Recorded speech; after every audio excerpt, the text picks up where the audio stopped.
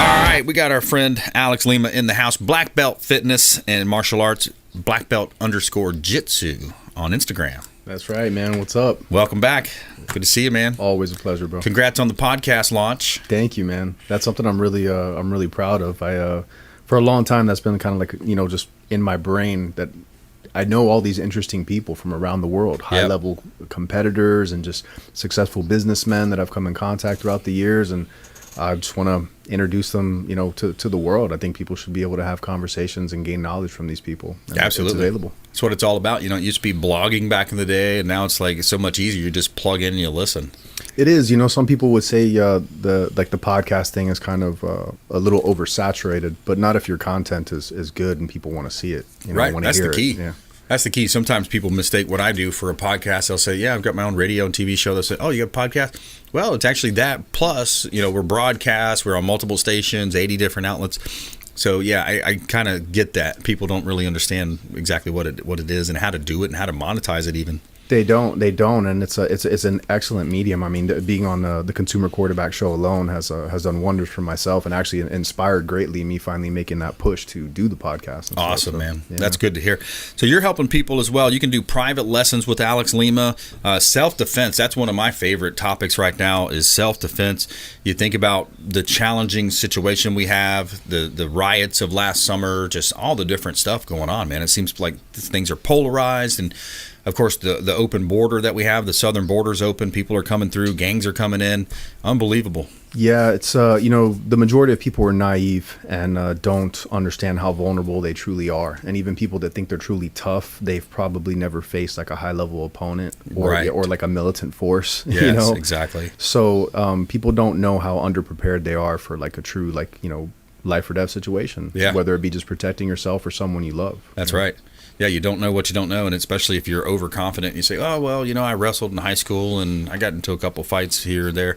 There's some people out there training every day that are black belts in jiu-jitsu, black belts in kung fu, whatever it might be, karate, all those different places. So what would be like some of the top tips then that you'd say? I mean, a lot of the time I think we go back to awareness, being aware, not having your head down in your phone when you're walking across the street or walking to your car.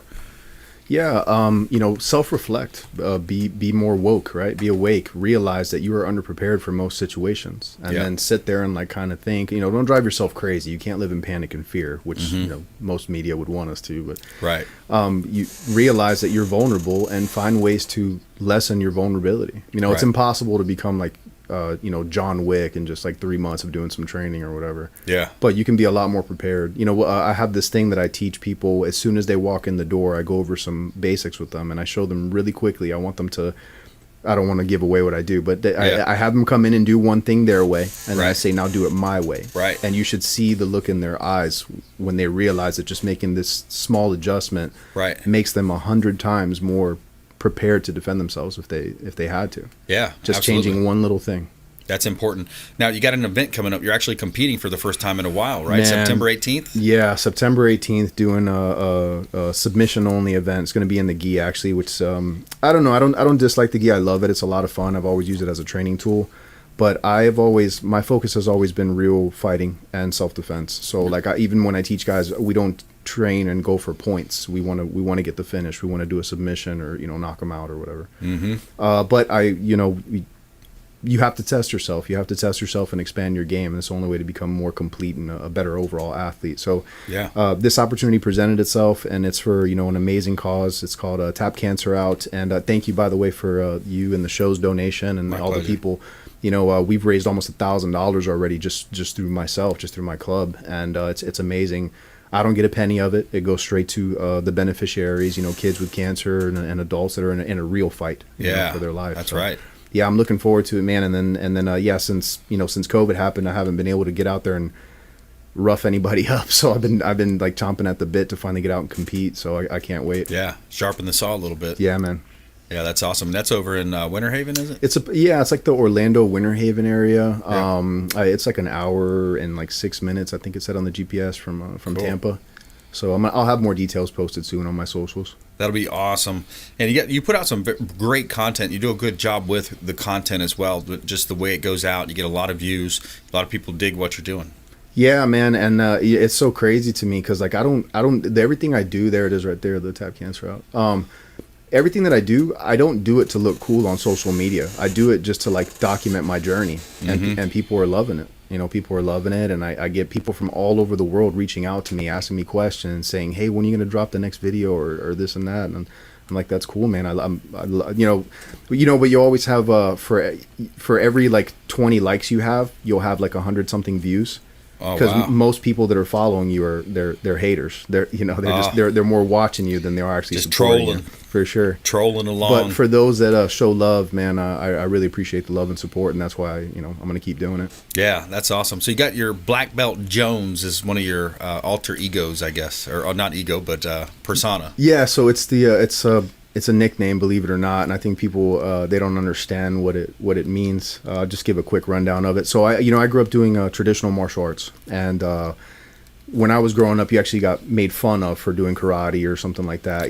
So when I finally transitioned over to like MMA and like quote unquote more like hardcore fighting, people used to make fun of me, and they not make fun of me, but in the gym they'd be like, "Hey, what's up, black belt," stuff like that. And but then after I started sparring with these guys and laying people down, the tone started to change. It went from saying "What's up, black belt" to like "Yo, black belt," And then so black belt became like the moniker, and then Jones is when you're jonesing for something. Yeah. When you have that itch. Yeah. So I'm always jonesing for that next level, that next black belt, that next event, that next challenge. That's a nice mindset to have. That's Black Belt Jones, man. Stay hungry, man. Always. So many people in business or sales or whatever, they like they close a big deal and they're like, "Oh, okay, cool. I'll chill out for 2 or 3 weeks. I'll take a month off." And you can't chill, man. You have to have passion. It's very hard to make it to the top, and it's even harder to stay there. Yeah, so absolutely. We're talking with Alex Lima here on the Consumer Quarterback Show. Black Belt Fitness and Martial Arts, Black Belt _Jitsu on Instagram as well, and you also are from a lot of your family. I think you were born maybe in Cuba, or you're born here. Yeah, so I was the first of my family born on American soil. Okay. My family is from Cuba. Yeah, they migrated over to the United States. Beautiful, wonderful country that we live in, obviously. So what's the update there, man? I heard one thing I did hear on that is one of these crazy bills they passed with like 1 point whatever trillions of dollars they're just throwing away. What they our great political leaders in Washington D.C. And I say that tongue in cheek, obviously. Yeah. So they attached one of the addendums. I heard the 2 Florida senators, Ron's the governor. The 2 Florida senators, Marco Rubio and Senator Scott. So they attached a addendum to this crazy spending bill, 1.2 trillion or whatever it was, that said, hey, let's provide internet access, some sort of internet access. I know Jonathan follows politics pretty well as well, so I think that's accurate. But have you seen anything further on the Cuba issue? So the internet access thing is incredibly important because even though for many years they've been deemed, or the country has been deemed as kind of like a socialist country, it's not. It's been communist. It got the Russian influence in like the late 50s or whenever it was, and it's been a communist country. Yeah. One of the biggest mistakes that Castro ever made was allowing the island to have internet. Because now people can reach out and seek education. Right. Because when you're true communism, they're going to cut that out, which is what they tried to do recently. Right. And you can control and you can manipulate and put whatever information you want into people's heads. Yep. But when I have the ability and power to search on my own and not just look up memes and stuff, I'm talking about truly educating yourself. Yeah. You can be, knowledge is power. You become more powerful. And I think that was a great, that was a turning point, a boiling point to getting towards where these people finally started to decide to fight back. You start seeing all the time, people, and I don't agree with it, but like the riots and stuff here in the U.S. over the last, couple years or so, people are starting to, it sparks ideas. It sparks ideas. So even though the means of what was going on here was incorrect, the approach was incorrect, in my opinion. Yep. But the idea behind it is a great idea, to fight back for what you believe in. Yeah. But don't hurt innocent people and destroy property. Yeah, exactly. Yeah. And so with Cuba, they're refugees coming over. People were coming over in boats. It kind of, you saw the video from Afghanistan too. It was just sad to see that big American plane, the airport. Yeah, they were trying to grab on any way they could. Take me to America. How can I get out of here? So we've got freedom here. One thing is, how do we keep it? And then also, back to the Cuban situation. anything else that comes to mind with Cuba? Yeah, man, just everybody, send your prayers and positive vibes, to Cuba and around the world. I mean, internet is great, but what those people really need is food and medicine and protection. They can't even, you can't even get an aspirin like for a headache. So imagine you have COVID or you have a fever or you have a flu, you have anything going on. Only the wealthiest are what get the attention. Yeah, the people at the top, the people in the political class, the people in the ruling elite class. Which is, basically what's happening here. You got two different classes.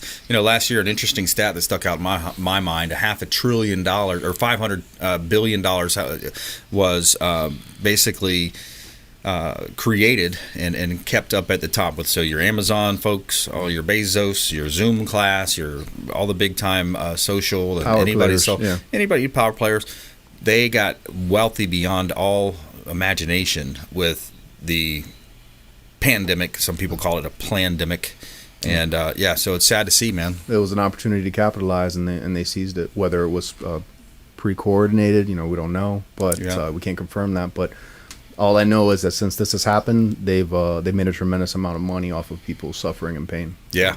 Yep, absolutely. Yeah. And the fear mongering continues. But so when it comes down to daily basis here in Tampa Bay, let's say you're coming out of the mall, you're coming out and it's turning dark, and you're a mom, you got a kid with you, you got what are some of the practical tips, and then also schedule a one-on-one. You can have a private lesson with Alex Lima here, Black Belt Fitness. He talks about self-defense. He teaches this, and he works with kids as well. Yeah, absolutely. I think you see there I'm working with there's actually a family that trains together. It's her mom and her two daughters, and their focus is entirely in self-defense. Yeah, it's not the self-defense, sport aspect or just fitness aspect of it. Right. Those benefits are going to come. You're going to get in shape while you're learning how to fight and punch and kick and wrestle and do all this stuff. Yeah. But the thought process is to learn. Let that kid right there is going to be bully proof. We call it the bully proof program. I like that. Yeah. Nobody's going to take her lunch money. Yeah. But yeah, man, as far as people learning and doing a one-on-one, again, you have to be aware of where your vulnerabilities are. So realize that you're not as strong as you think you are. And even if you're a big, strong guy, how are you going to do when it's 3-on-1? Or it's one guy with a stick or a baseball bat coming at you? You know how to handle that situation? Most people do not. Right. I think one thing that I never really touch on is, I've competed and I've taught at a high level. But I worked as a bouncer, and I did private security for a long time, as well as executive protection. And for people that don't know that, it's bodyguard work. Yeah. So I was assigned to some high profile clients and would have to watch them or their children.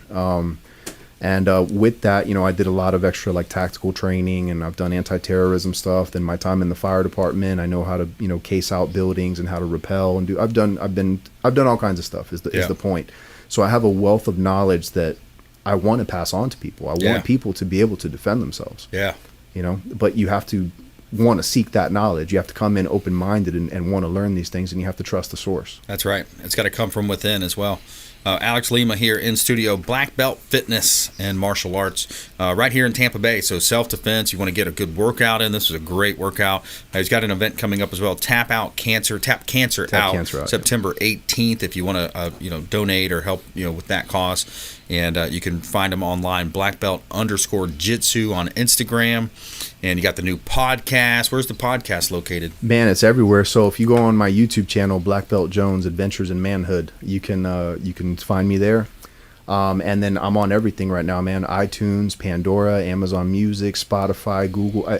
You just Google it, it's there. Nice. You'll find search. it. Yeah, man, it's there. And I was actually surprised. I didn't think I was going to get as many. I've only put one episode out. I'm finalizing the second one now to release. Yep. And I didn't think I was going to get as many hits as I have already. And people are downloading it, and it's 100 views on YouTube, and it's only been out for a week. Nice. It's crazy. I have to see if Shamrock would want to go on yours. Oh, that'd be dope, dude. I would love that. I could connect with him. Let's do it. I want to get you on there too, man. We got to get you on there. I love it. That'd be awesome, man.